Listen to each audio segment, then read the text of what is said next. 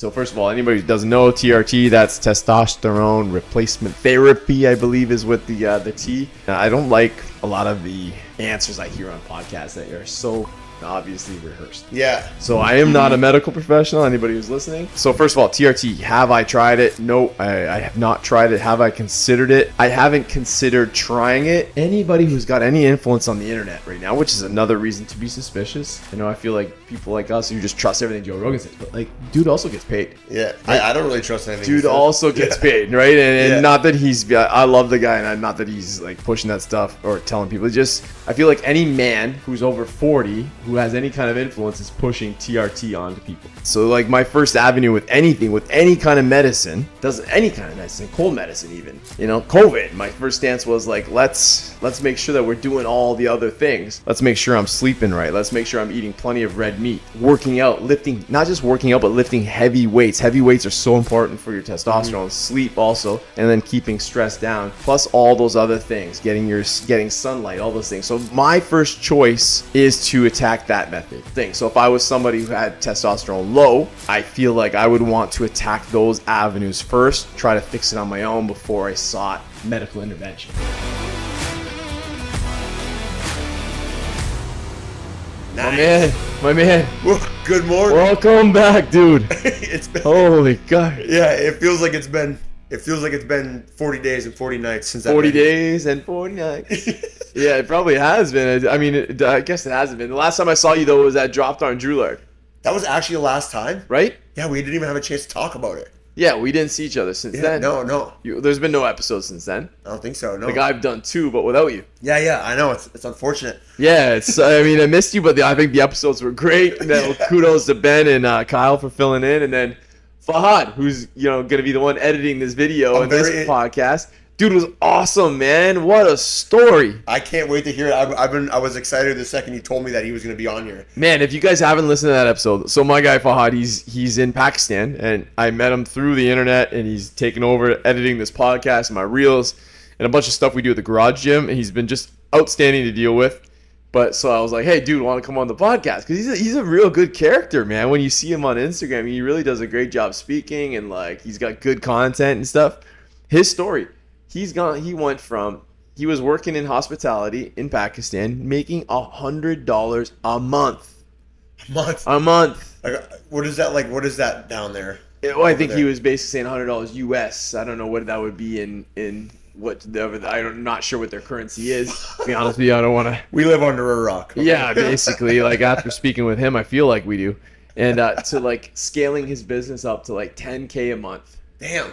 Doing his own thing, leaving the restaurant and following after his dreams of doing this kind of stuff. Damn, we got a winner on our hands. Which is wild, which is inspiring to me and you, who are both kind of doing the same thing. Like we're also you and I are at different passes in the road. Yeah. Where we're going from already doing our own thing to doing our own thing in a different way, in another way. Yeah, 2.0. 2.0. Mike 2.0. Mike the builder and Tony the speaker. Yeah. Right? Tango Tony. Yeah, it's kind of what brought us together. So anyway, man, sick episode. Can't wait to hear that one, actually. That's going to be sick. Yeah, it's going to be awesome. So he's going to edit that up and get that out. It's already out probably by the time people hear this one. And you dropped on Droulard. Yeah. Bro. Nuts. Amazing. It is by far the best open streets thing we have in all Essex County. And we go to almost all of them because we're always putting booths in and shit like that. Yeah. Outstanding. Dude, it dropped on Droulard has been such an amazing thing to watch develop over the years, man. Like, I tell this story because... Like, it was, I guess it was my brainchild back in the day. Like, when I first moved to Droulard, there was a little rinky-dink festival called Arts and Heritage Festival. And it was a festival by the neighborhood for the neighborhood, right? Like, it wasn't a festival where we were putting something on to, like, invite the rest of the city or the rest of the county and the rest of the province, whatever. It was like, we're just going to throw an event because we've got a budget because the BIA said so. Right. So here's a $2,000 festival and we're going to spend it on hot dogs. Like something ridiculous like that. And then the last year we had that after that event, we all had our next BIA meeting and they're like, Mike, what would you want to see and how would you want to do an event that's bigger for next year? And I was like, well, let me tell you. Because like every weekend already back then, like I lived on Droulard. I ran my shop on Droulard. I was like renovating a building on Droulard. I spent more time on Drouillard back in 2014 than anybody else I know. And every weekend we had bands playing in my shop. We would set the ramps up on the street. We would be skateboarding on the road. It was a ghost town. We would have like Pabst Blue Ribbon beer cans all over the sidewalk. We used to do beer bongs from the second. Yeah, we used to do beer bongs from the second floor down to the sidewalk on the road. We used to play frisbee on the street. I used to call it my swamp. It was so like, this is how you're selling the BIA? Yeah, so this is like beer bongs from the second floor. I'm just telling you where Dropped on Drouillard came from, right? Because like it came from us just being rowdy punk ass kids on the street that it was a ghost town. And they were like, well, like we used to do burnouts on the road with the cars and the motorcycles. It was just absolute chaos, man. Like it was like this weird type of freedom. But yeah, I was on the BIA and I still was running a business, and they asked me what I wanted to do, so I pitched them what we did every weekend. So I was like, I want to see live graffiti. I want to see lowered cars and hot rods, and I want to see live skateboarding or BMX and beer and food, and I want punk rock bands playing. And they were like, we love it. What do we call it? And then we came to the conclusion that we're going to call it Dropped on Drouillard. But it was like a punk rock fest. It was like a dream for me, and then it actually became reality because I started, working with people to create it. And now it's like this. I think we were like close to 8,000 people that weekend. It was a single day event.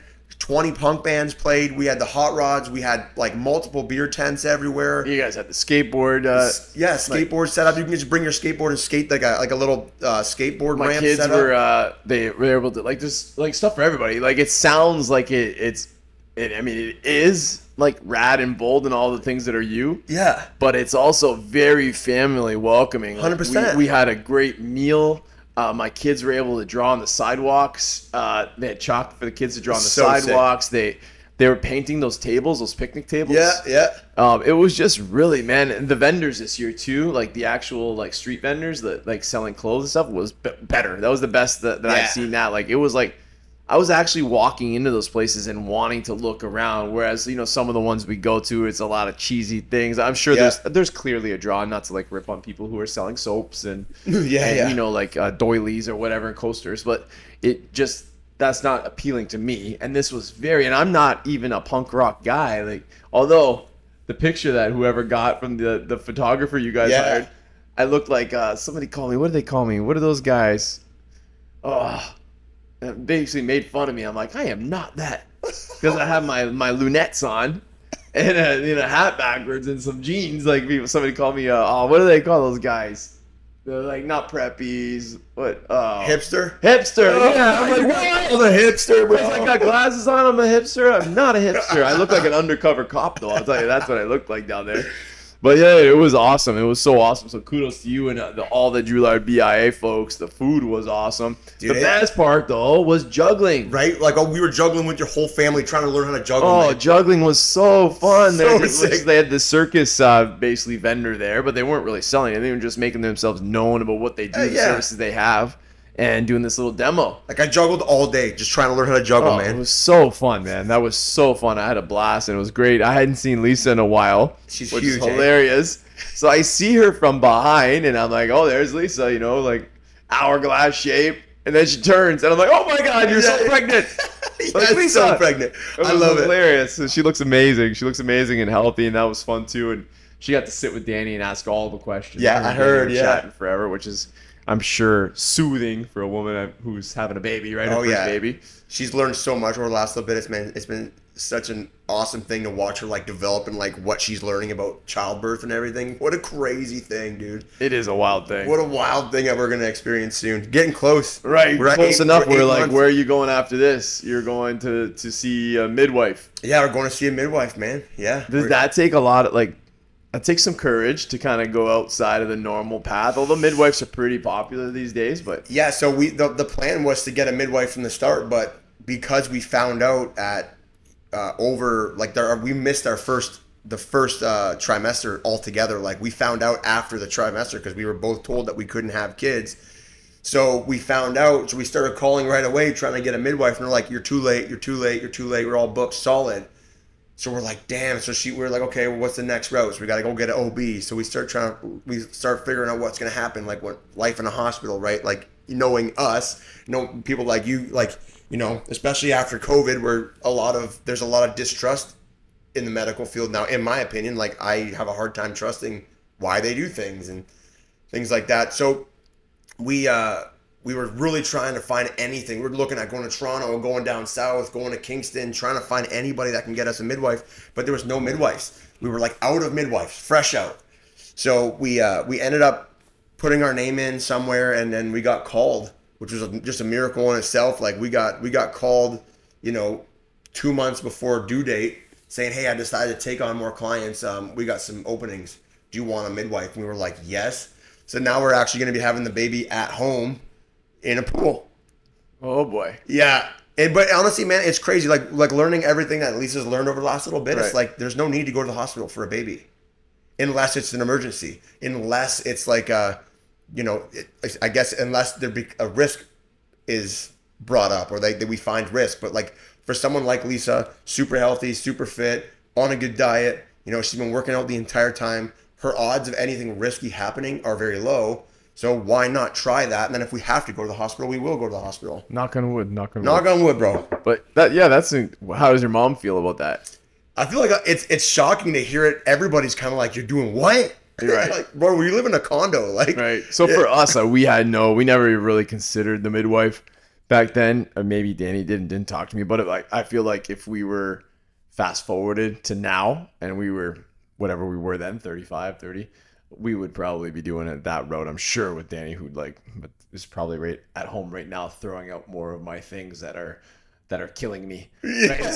So, yeah. She took the fluoride out of my toothpaste. She doesn't. I haven't had soap with scent in it in months. Like no cologne years, anymore. I should say, right? Yeah. I never really was a cologne guy, but so she's really pulled all those things by. So I think she'd be feeling the same way. But we went in, Colton, our oldest, and we didn't know, but he was in breech. So that would have been a situation where they would have sent us to the hospital. Right. 100%. And he ended up being a C-section, which means the next baby was a C-section regardless. Mm-hmm. Well, not regardless, but very recommended. And at that point, she was like, "Yeah, basically, you got a zipper put in your stomach. You might as well just unzip it, take that baby out, right?" So, hang on, it's making me all. Yeah, it was wild, dude. Though I was like for both of them, right? Obviously, I was in that room, and for the first one, because there was another emergency birth that happened, the nurses popped the door, and we just had the baby. She come out of her belly, right, cut open, and the doctor says, "We need you in this other room, now, stat," or whatever they say in the hospital, right? So he's like, "Okay, let me just sew up the first layer here." So he puts I don't know what that layer would be. You're making me sweat. I'm assuming it's her I don't know, where, right? They're gonna sew up the first layer, whatever that meant. And basically now the doctor leaves, and I'm like, okay, it reminded me of the Seinfeld episode where Kramer drops the chocolate little puffs into the cadaver or whatever, right? So anyways, I get up to now go get the baby, but Danny, it was shocking to me because she's laying there and I could see her stomach cut open. I could see the layers of muscle and fat and whatever. Why would you right? look at that, bro? Well, it was literally impossible not to as I'm going to get this baby boy, right? Okay, fair. It was pretty. It's just wow. The distrust in the medical, I think we both share that opinion, but also the things that the medical people can do 100% is also wow. They're right. It's not when we say that, we're not talking about distrust in the nurse and the doctor. No, we're talking about distrust in some of the choices or the methods that get systems, right? The systems and maybe things being done for money rather than being done for health. Right. I don't think that's on the people on the ground floor. Absolutely. That's not. We still love you guys. That's on the people who are fast asleep in their fat beds, right? At nighttime. That's where those distrust comes from. So yeah, man, that's a pretty wild deal. Yeah, it's crazy, man. It's we're praying and hoping that that doesn't get to that point. Obviously, Lisa's got her ideal plan. We want to stick to that as much as we can, but there might who knows? We got to knock on wood, man. Hope that everything goes to plan, regardless of what that looks like. All right. Well, speaking of wood, let's go. We got the every episode of the Tango One podcast. We do our little piece called the Morning Wood, brought to you by Mike DeFazio, Reclaim Artistry. But this one's actually going to be brought to you by Mike DeFazio, Build the Builder. Yeah, Mike's coaching program. So if you're looking for some help. Actually. Well, here goes the plug. I'm gonna interrupt Shameless you a plug. little bit. Not shameless plug, but we're going to go back into the question here, but it's not going to be called Build the Builder anymore. Okay. I kind of figured out what it's going to be called, so I guess I'm releasing it right now. But it's going to be called Maker's Legacy. Maker's Legacy. All right, I like it. Yeah, so it's going to be more or less. Sounds like a bourbon. Ooh. Oh, almost like like Maker's Mark. Yeah. But Maker's Legacy is going to be. This show is going to be sponsored by Maker's Legacy. Maker's Legacy by Mike DeFazio's coaching the woodmaker, coaching the builders program. Build the Builder. I think it's better. It sounded a little too much like Bob the Builder. So I like this better. So good. So this week's question is coming to you from somebody who actually requested to be unnamed. Ooh, damn. Okay, and this question is fancy. What is Tony and Mike? There we go. Very formal. That's good. What is your stance on TRT? Have you considered it? Have you done it? And anything I'd like to know. Sorry. And anything you'd like to share is basically what he's saying here. I was trying to reword it, but why not just read it?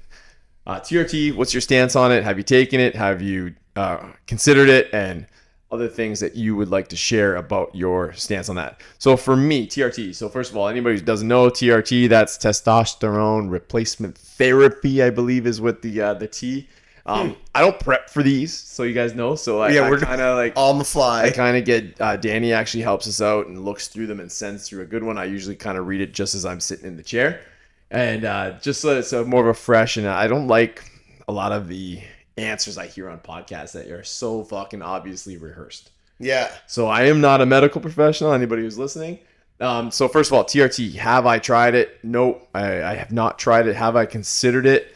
I haven't considered trying it. I have considered where it would be in my future if it is part of my future. It's really hard for me for TRT right now. I know you listen to Joe Rogan and basically anybody who's got any influence on the internet right now, which is another reason to be suspicious. I feel like people like us who just trust everything Joe Rogan says, but like dude also gets paid. Yeah. I don't really trust anything. Dude also gets paid, right? And not that I love the guy, and not that he's like pushing that stuff or telling people. It's just, I feel like any man who's over 40 who has any kind of influence is pushing TRT onto people.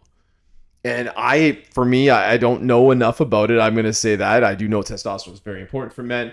And for me right now, it boils down to like anything. I said this to a guy who asked me about it last week. A member at the gym was asking me about it, and I said, this person had a real hard stance on Ozempic. What is that? And Ozempic is like the drug that's being pushed on overweight people to lose weight. Oh, okay. Right, and it causes them to lose weight at at a very aggressive pace, and like they get results, but they're not. Their body composition is terrible, and it's not. Arguably not very good for them, obviously. But I feel like TRT is being pushed on men the same way. Okay. It's like, yo, you want muscles? Take this. Yo, you want to not be fat? Take that. Right? And Ozempic gets this terrible and deservingly so, and TRT just gets to skate.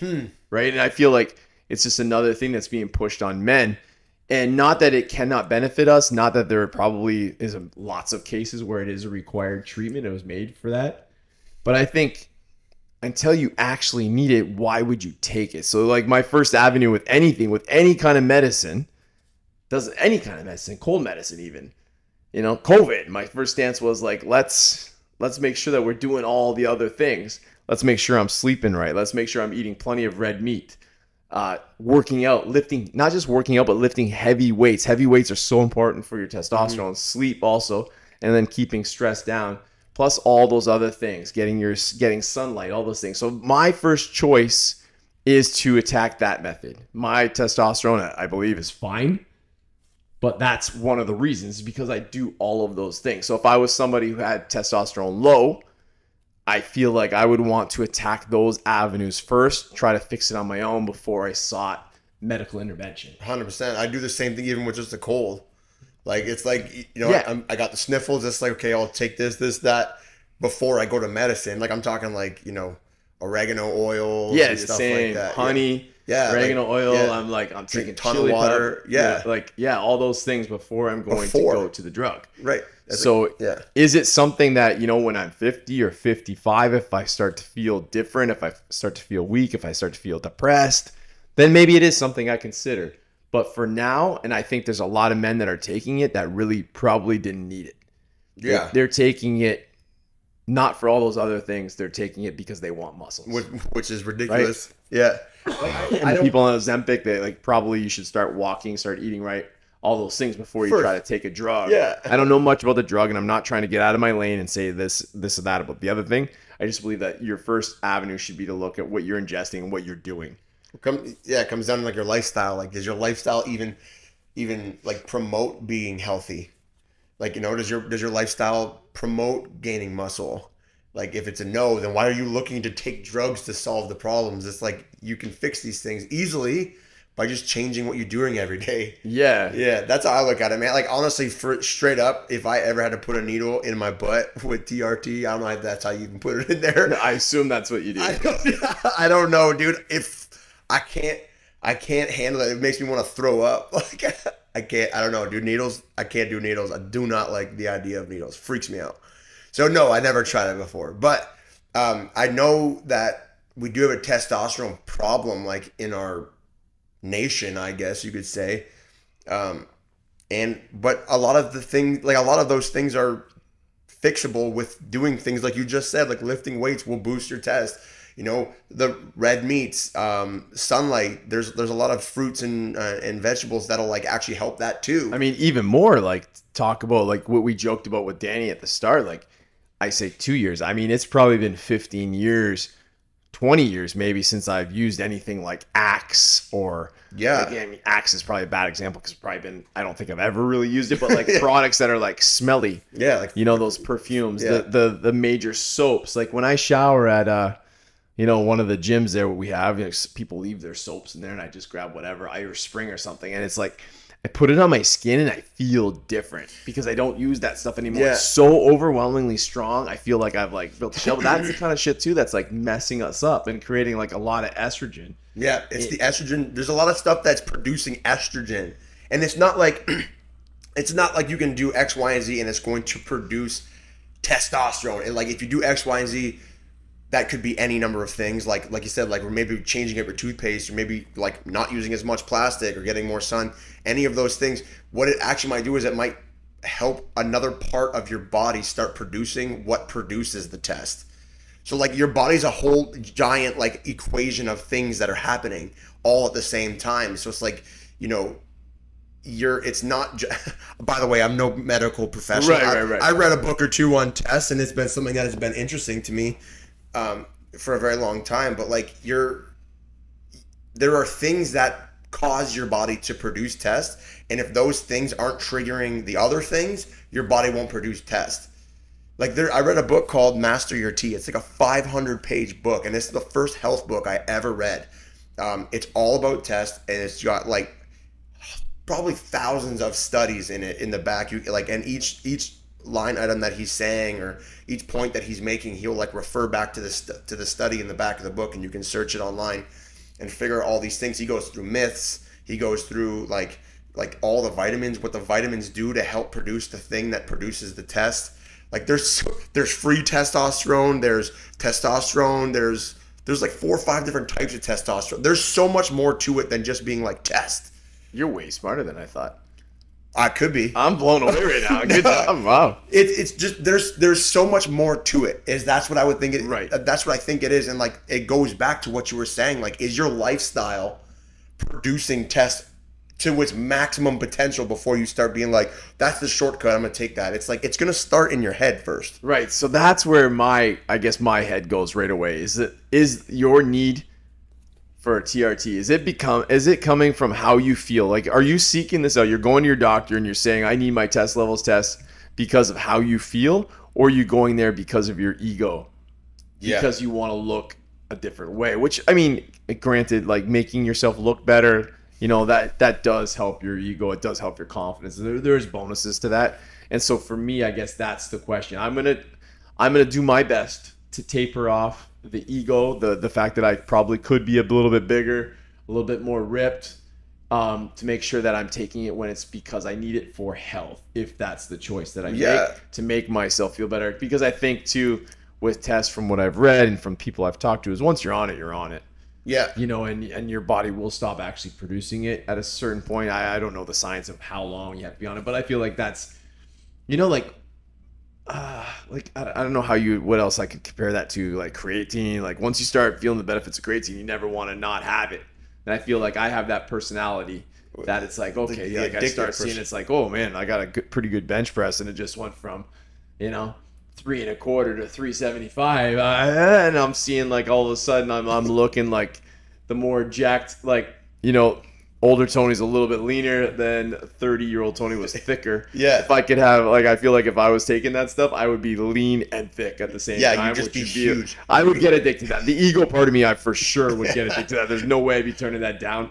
But one thing on this whole thing that pisses me off, though, with this is I feel like I hate that it's so common, because now when people see a guy with my build, they assume that, and at my age, they assume that's what I'm doing. That sucks. And I'm like, dude, man, like nothing against, because you still got to work hard. If you take this shit, like there's guys taking this, they're working their asses off, they're eating clean, they're lifting every day, they're doing the things. But man, I'm doing that without the extra stuff, and I feel like I get kind of burned and like and put into this, like, you know, and the fact that there's very few people on Instagram and very few trainers that are actual natural. Yeah. And I don't walk around talking about it, because then it sounds like I'm defending myself. So that's the part that hurts me. It's almost like I always want to say it all the time when I shouldn't have to. Yeah. And that's, again, what would Haas say? That's my ego worrying about other things. Fair enough. But I hope that that gives you guys my scope on it. Honestly, I could care less what you do, as long as you're doing it for yourself. And you've had the same, like I said, with the shot during COVID, honestly. It's like, as long as you've read into it, you've developed your own opinion, and you've made your decision, risk versus reward, and what you're doing, why you're doing it, then that's your body. Then go for it if it makes you feel good and it makes you feel better and healthier. And especially because I think low test, and with low test comes depression, and I know mental health is a serious thing. And, and you know, I've had my struggles through mental health, and I want to make sure people are doing, you know, if that's part of your treatment, man, fucking go for it if that's what you need.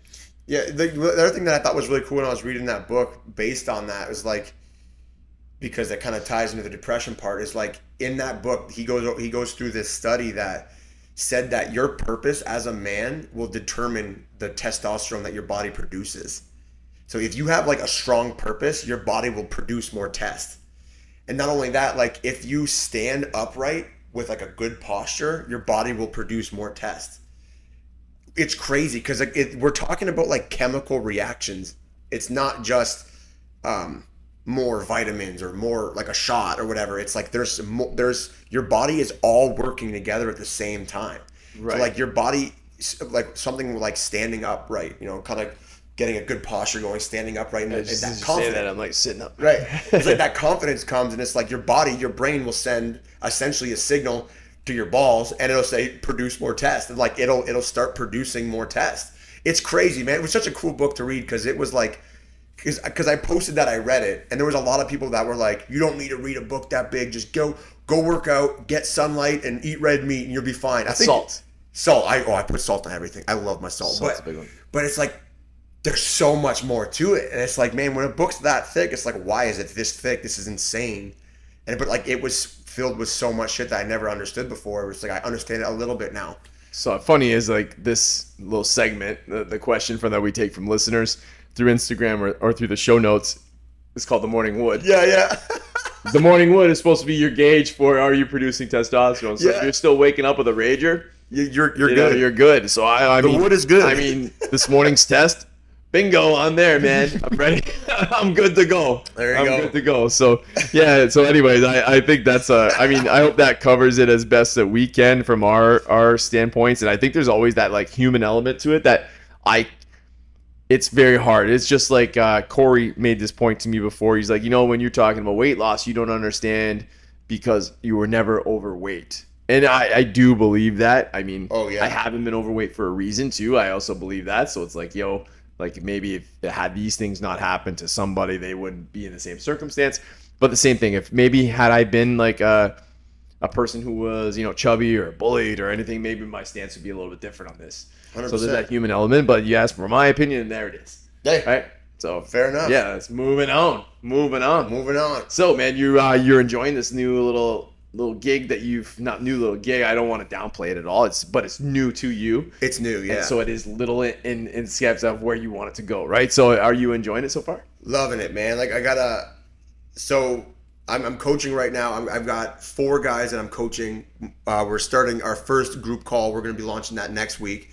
So it's going to be like one-on-one calls, working on individual issues that these guys are having with their wood shops. They got one guy that just quit his job, and he's like, I got to grow this now. I got a wife and kid. I'm like, all right, well, now's the time, bro. Like, jump in the water, man. Leave the life jacket on board. Yeah, let's learn how to swim, bro. Like, I'll show you how to swim because I've been here. I've done that.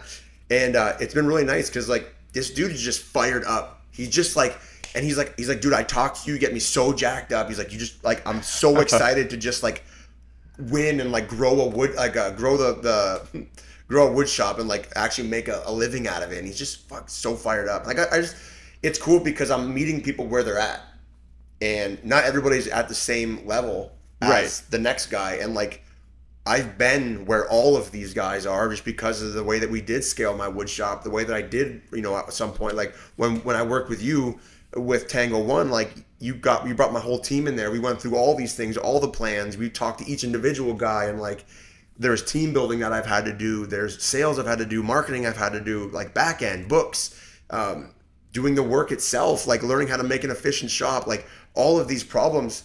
Once they're all solved, you're flying in a wood shop.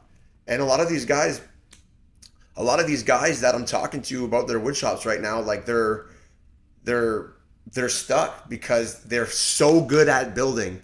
That's all that they have. And it's like, to do this properly, you need to develop an entire world of new skills, and that's running the business. Right. And I think that really overlays into almost any business, I 100%. Would assume. I know it does in mine. I know it does through my Tango One stuff. I know it does here at the garage gym. For sure. And as I start to layer out Tango One again, I'm kind of experiencing some of those same things. I have to get a better, and when I was doing online in 2021 and really, really doing well, 2021, 22, I was doing well in it. But now coming back 2 years later, man, things have changed. I need new skills. I need different skills. I'm not able to keep up. Yeah. I wasn't able to keep up, and I built it back up to where I'm, we're now launching again, and I've got my first handful of clients, and about to launch another like a man's transformation, right? The muscle mission, right? Nice, right? And then that's going to be built towards dudes. But I had to learn a whole new set of skills again, because I have to be able to deliver a package that wasn't created, even though it's like very similar. I'm not relearning like bench press and how to lay out a programming. Yeah. I'm learning how to deliver and how to coach it a little more effectively through technology, because these are the majority remote clients. It is wild how fast things change and how much you need to stay on top of it. Bro, it's constant. It's like you sleep one day, there's a dude that's ahead of you now. Yeah. It's like, damn it, bro. So yeah, it's very interesting. But yeah, you got some big wins coming up too.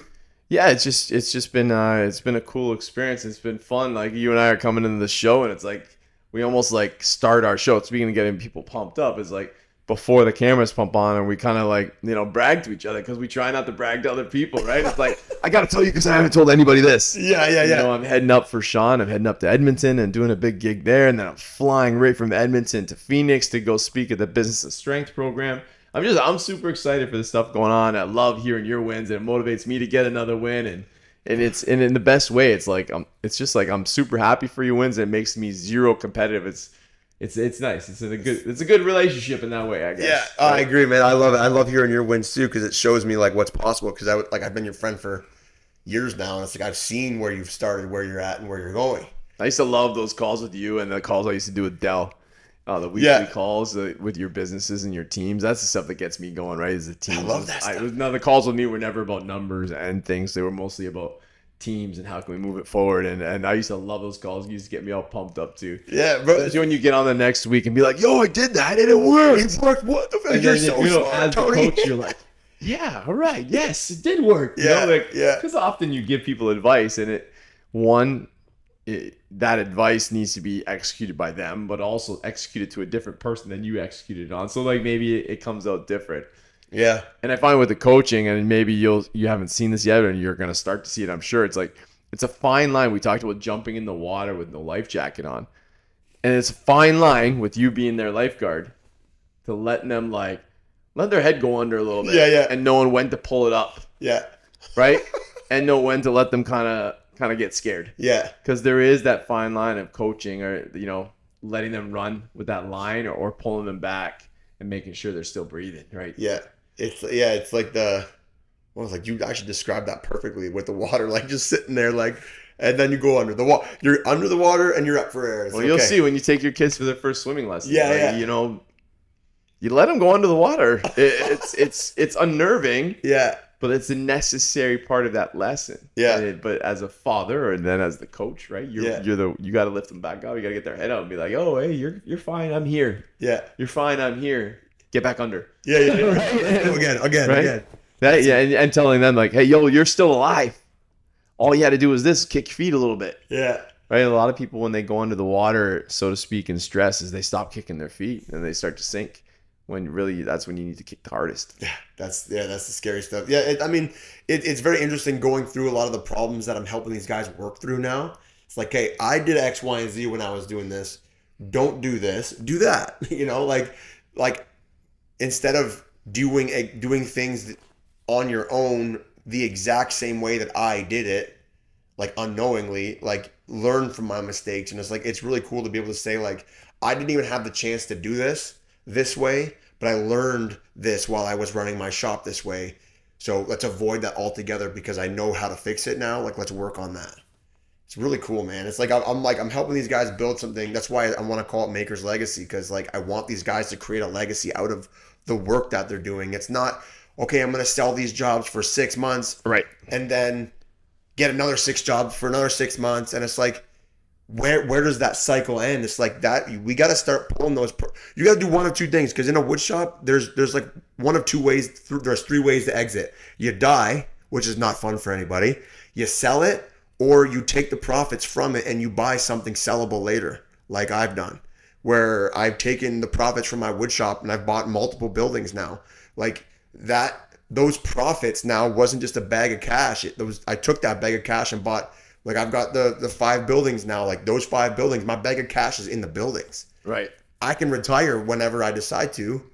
I mean, not yet. I got lots more to build, but it's like, that's the 3 ways to get out of it alive, man. Cause I was talking to a guy earlier this morning where he just started working with us today.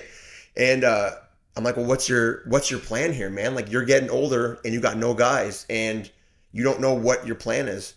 Like that plan will be made for you at some point if you don't figure out how to make it work. If someone doesn't want to buy your shop because it's completely revolved around you, like it was for me, you got to buy assets with your cash that you can sell later. It's like, that's a different exit plan. And then you can just chill. Because like you got like, it's with woodworking, it's like a skill that you'll have for the rest of your life, right? Like I can take my tools, throw them in a smaller building. I can fart around all day long, make a little bit of this, make a little bit of that, make a table for Lisa or for my mom and just chill. Or I can sell the business. Right. So I got to like work through that, because that's the legacy part. Because when you do that part properly, your kids' will all be able to take, they will be able to like, you'll be able to hand stuff like that down to them. That's the legacy part. Absolutely. That's the fun stuff. Oh yeah, I love how you're lighting up with this. I'm excited, man. Yeah. Yeah. Speaking of excited and wins, OBAs, man, Ontario Baseball Association. Yeah, bro, I just love watching you guys. 2 weeks ago, Bronny went up, and I don't coach Bronny's team, my little guy, and he just played outstanding. His team played outstanding. They came together. I was so proud as a father, because in that game, he's the more outspoken of the 2 boys, and the less serious, honestly, about baseball and sports. He's just like a happy-go-lucky kid. He's just chilling. He's having fun. Man, this kid's presence in the dugout, he cheered and had his team. He was like the cheerleader, the spokesperson of that bench for every game for 8 games. Like he's the guy who's like doing the cheers, leading the cheers, keeping his team up. He played outstanding in the field. He hit the ball great, fielded the ball great. But that leadership that I was seeing out of him, that is so was sick. Like, it just had me beaming. And I've been telling them like how proud I was of that. And they came in second in Ontario, which is crazy. And then my oldest son, the team that I coach, we won Ontario. And what's wild about this, and we talk about culture, and that's why I mostly want to bring it up, also a little bit of a dad brag, right? Dad brag. Right? I like that. So this little baseball place we play, it's LaSalle Amherstburg, basically baseball. And we go up and we compete against like Burlington, Hamilton, Brantford, Waterloo, all these like places in Toronto area. And these are like 750,000, 850,000 people. Like these are massive centers with so many kids to pick from. And we go up there and we're like a little town. You combine Amherstburg and LaSalle, like what, maybe 35,000 between the two, maybe 40,000. LaSalle's getting pretty big. And we compete with these massive places. And not just that we competed this year, but we have competed since I was a little boy. This little area, this little Turtle Club place that's in LaSalle, this little like tiny place in a little neighborhood, competes against these massive centers. And why does it do that? Is what I was thinking while I'm up on the highway, you know, and I have hours of driving. And it's culture. Yeah. It's that they have made it where like this is a place of excellence for youth baseball. And how also they've done that is like great coaches is like it's almost like an honor to go back.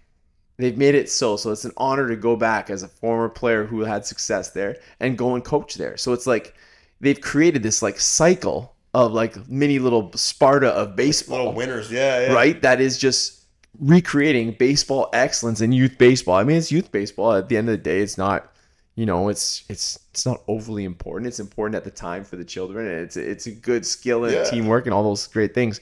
But it just, to me, it's like, it just kind of like looking at it from the outside, like really emphasizes a lot of the stuff that I would go in and coach businesses to do. And I'm like, man, this is why this little place goes up and dominates all the time and is able to win championships over these massive centers and constantly compete for 30 something years. And it's that because they've built a winning culture where it's like the standard of excellence, the standard of how parents are to behave, the standard of how kids will wear their uniforms even is enforced there. And I love that. It made me like proud in a different kind of way. It's kind of a cool way to look at things. That's sick, man. And what can you do? How can you apply that to your business and to your teams and to your families?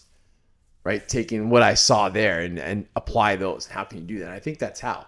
It's like bringing back people who have deeply care for that facility and for those teams and having them mentor the next generation who will then hopefully in turn one day my sons are there coaching. It was so sick. Right? Coaching their sons. And when you coach your son, yeah, sure you're there because your son, but oh, man, you are coaching the shit out of those other 11 kids. Yeah. Right? It's crazy. Yeah. And it's awesome. You're the coach, man. Like, I mean, like that was cool because even when we did Blast Camp, you had at the very end, like the end ceremony thing that we did, you had all the guys that graduated before. Yeah. They were all, I actually still have my coin on me right now. Like I carry that because like it meant so much because of what was built around it. It wasn't an event. It wasn't a weekend boot camp. It was like there was culture that was created because of that, because of the guys who completed it before made it back, because, you know, we all kind of bled and sweat together. Right. It was that culture that was built, and that's what's important, man. Like that's what made it so like memorable, and you take that stuff with you because of the culture, not because you're the winner. Yeah, but like, you know, we all suffer that whole weekend. Winning makes everything easier. Let's be honest. Oh, for sure. Winning makes everything easier. But yeah, I mean, I think you hit that thing bang on. It's like that's why it was so awesome, man. So now it's time, right? This week we got this, or sorry, not this or that, but this week's episode. We got your overrated, underrated. That's right? It. Yeah. Sponsored by my Tango One Solutions, which is part of me. If you're interested in programming or getting on that muscle mission, hit me up. Go to my Instagram at Tango1_Tony, and you know, just click the link in bio or shoot me a DM or any other way that you want to find me is great, and I will I'll set you up with that. But so for this week, that's where Mike and I get topics that are unbeknownst to us until the right now. Basically, Danny sent them in. Usually they come in an envelope. We decided to do this one because to stick with the kind of the fitness theme on this episode. Okay. So I asked her to send some topics. So the boys didn't make them up this time. She did. Okay. So this or that. Body weight exercises. Overrated or underrated? Sorry. Body weight exercises. Overrated or underrated? I'm gonna answer this as not the fitness professional. That's okay. That's what we want, man. Yeah. Like you're a dude who works out every day. You don't need to be a professional. Oh, damn. You know, like it's funny you say that because my first thing was overrated. Like I don't want to do it. And then I remembered this morning I was doing push-ups and squats and a single leg squats and like stuff in my kitchen because I didn't have weights. And now I'm thinking like, damn it, maybe I don't know now.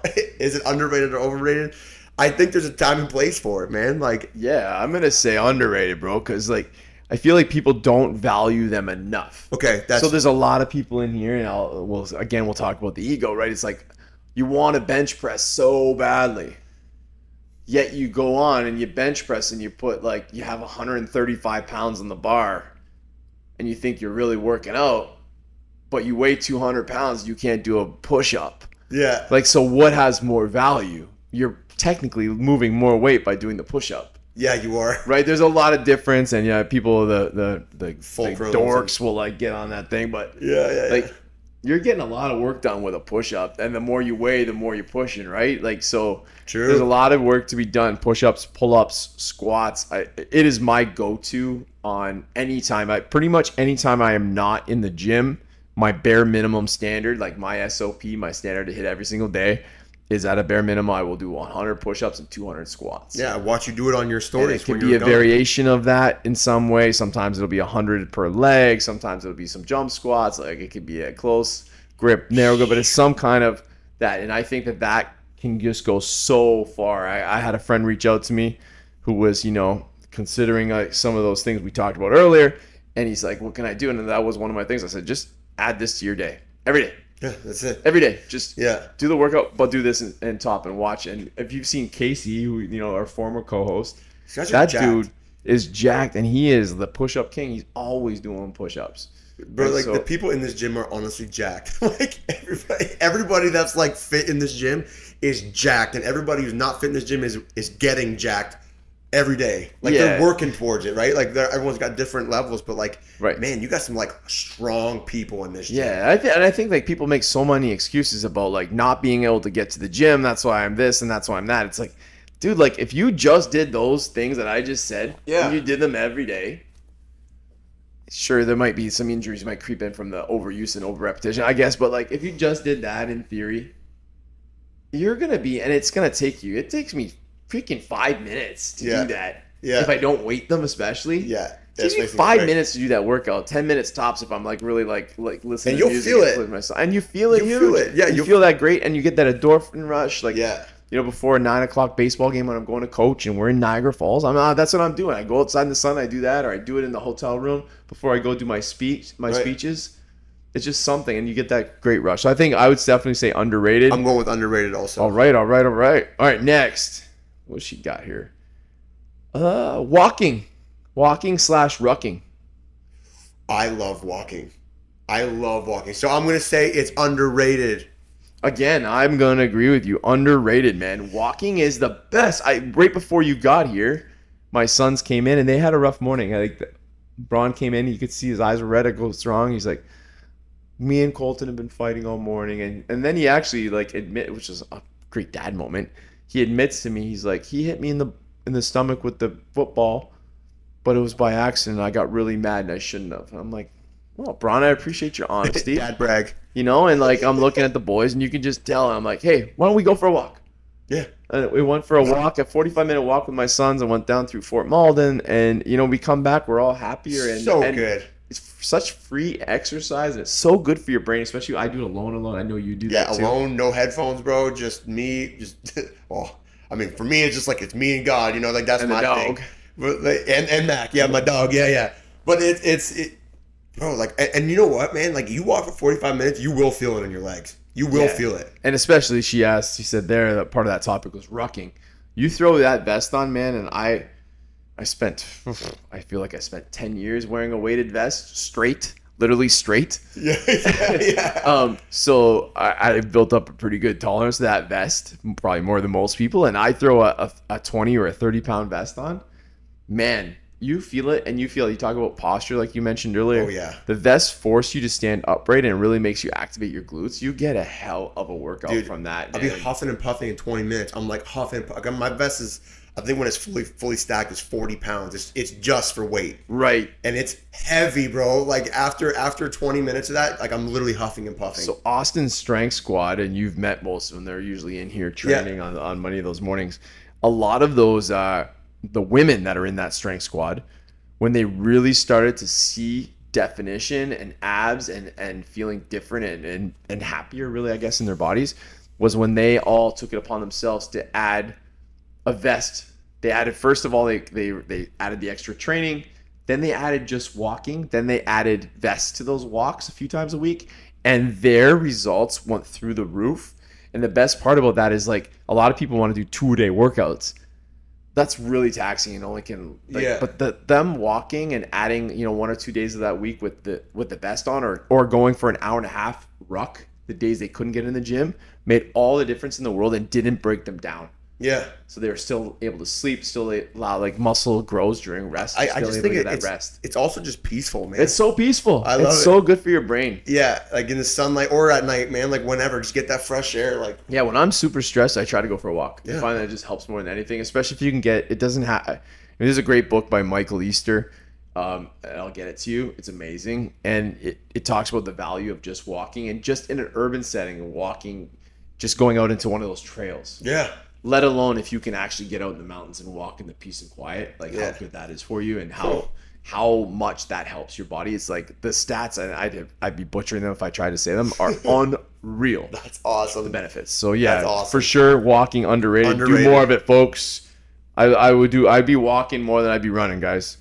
I just feel like the wear and tear of running versus what walking does to you, and you're not really going that much faster. Most of you that I see going down my street every day. Okay, and last one here. No, we'll do two. We got time for two. Straps, lifting straps. Never used them. Overrated. Overrated. So you're gonna say overrated? I am gonna say, I'm a fitness professional here. Overrated in terms of, I'm gonna say overrated because I think they're overused in a typical gym. I think people are replacing, like, they're using straps just to use straps. Like, instead of using, like, your wrist strength? Yeah, like, my opinion is if I'm going to super isolate my lat and my only purpose is to get my lat stronger, then I'm going to strap up. Okay. Right? But for a deadlift, like, I am not strapping up for that because I don't want it pulling out. I just think that they're overused. Fair. I use them very, very, very rarely here. And because I really think grip strength is important. Right? And it's a precursor to death.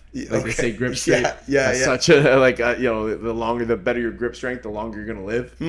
Right. So for me, it's like, okay, I'm not really helping my grip strength by using those straps, and I feel like I don't want to use any kind of cheating to get it up. Like, I belt up often enough. I feel like that's a little different. Right. And lately, I've started to put, if I'm doing heavy squats, I've started to actually wear the knee wraps. I just feel like I'm getting a little bit older, and I feel like I need that confidence. But it's rare.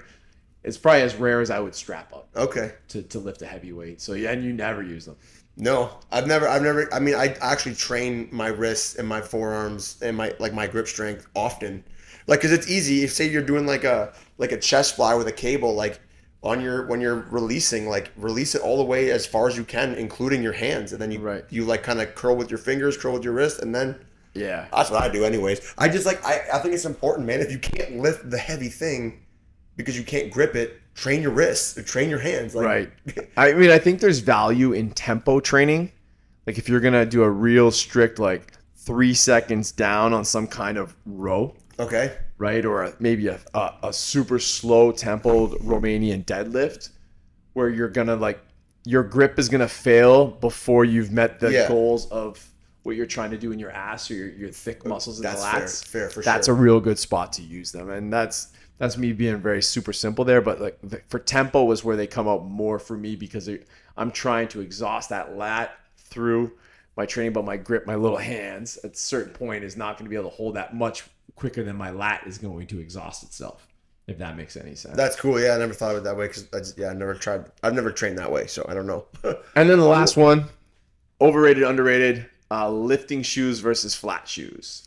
So that's not really overrated. That's asking us what our opinion is more so, I guess, than overrated, underrated. So let's say flat shoes, because I know you and I, neither one of us use lifting shoes. No, dude, I have actually never been in a lifting shoe. I do very little Olympic lifting. You know, I do snatches with kettlebells, and I'll do the barbell cleans here and there, but very rarely. Bro, if it wasn't like completely frowned upon, I'd probably be working out in no shoes, no socks, like. Oh, dude, when you own the gym, you can do that a lot. I do that a lot. I work out with nothing. I love it. Like, Me nothing. Too. Especially at my home. He's naked in the gym, you got garage doors in the front. You can. Yeah. At home, maybe, yes. It's like watching a monkey through a cage. But you're lifting, you got cons on right now, but you're typically lifting in Vans. Vans, yeah, it's just Vans for everything. Vans are my work boots, my lifting shoes, my day-to-day. This is a conversation in our car ride home from baseball with Danny. Like, she's like, Vans are by far the best lifting shoe. I can't argue with her. I'm a big fan of Cons, Vans, Nikes, like those Blazers are pretty comfortable. I just find that they're too narrow in my feet to spend a lot to time in them. Bro, I want like a wide foot stand. Like my Vans do a great job of that. My with Vans, excuse me. With Vans, I literally my pinky toe busts out the side because I have such a wide foot, and I think it's hilarious. Like my pinky toe will rip out the side of a shoe because I'm like just trying to be wide toed. Have you tried any of those like minimalist shoes, like the toe shoes? But now they've got them where they're actually not toe shoes. Bro, that's weird. Yeah, I can't do. But they've made them now where they have them like it's the same company. Like Braun actually has a pair, and they don't have the toes, but they're a wider like. Okay, yeah. I haven't tried them. I've seen those. He loves them. Braun has some like kind of like foot issues that we're trying to iron out, and so putting them in flats was like a very purposeful decision for us. Okay. And I right now I have these big thick like dad shoes on. When I'm standing on the floor for hours at a time, I find that extra cushion helps me. But generally, I'm in flats all day long, every day. Bro, honestly the cheat code to wearing Vans and Converse, get insoles. that's my I'm getting old when. But like, bro, I'm serious. Like, it turns like a crappy shoe because, like, let's be honest, Converse and Vans aren't good shoes. They're like socks with a little bit of a rubber foot, you know, like. But I think that's what makes them great. But yeah, I love it. I've literally lived in Vans, but like, just put a sole in it, man. And I know last 2 episodes ago when you weren't here, it was like pet peeves is one of the biggest topics. Pet peeve for me is, bro, when I see people squatting or deadlifting in like shoes like I'm wearing. Yeah. Like these shoes meant for jogging with the big old like cushiony soles. Yeah. It's like, oh my God, you're killing me, Smalls. Like, yeah, you're gonna blow it up. Yeah, they're like the foot is meant like when you're running to kind of go laterally, like side to side and shift on the terrain. And now you're trying to keep your knees and your feet straight and still and locked in place for these big lifts, and you're taking that away, and it looks ridiculous. Like, let's be honest, it does not look cool. Yeah, I was gonna go straight from the ego side. It also looks silly. Yeah, like the fashion thing, like Vans, all day, every day. Yeah, all day, every day. Man, awesome. Appreciate you coming out, getting back in line, and that you're the one sending me the invites for the podcast. Yes. That was like a win in my book today. Yeah. You know, I said to Danny, I'm like, oh, jeez, I just got an invite from Mike. I didn't even know he knew how to do this. I do, man. I just like you also made it like, it's like, how long is these invites? It's like an infinite every Wednesday, 2 p.m. Yeah, forever. For the rest and of ever. Yeah, forever. Yeah. Every single week. Yeah, like it's something that I need to start doing, but like life's just been crazy lately. So I mean, this summer's been insane, but like, let's get back on it. Yeah, man. So thank you guys for listening. I know some of you, if you're listening on this platform now, we have had a major issue with iTunes for the last 15 or so episodes. Damn. I'm fighting with them right now. I have no idea why it's not connecting. And they're a very hard company to get hold of because they are so massive. Yeah. So hopefully we get that sorted out. I'm struggling through it, and Fahad's trying to help me through it too. So please, thank you again. Always rate, review. We love that. Give us that 5 stars. It helps us tremendously, and continue to share our stuff. And please, if you got something you want to ask us on the Morning Wood, shoot it to Mike or I, and we'll get it on this show. And we love those topics. We love hearing from you, and we love that you guys enjoy our opinions on it. So thank you guys so much for your support. Over and out. Over and out. Peace.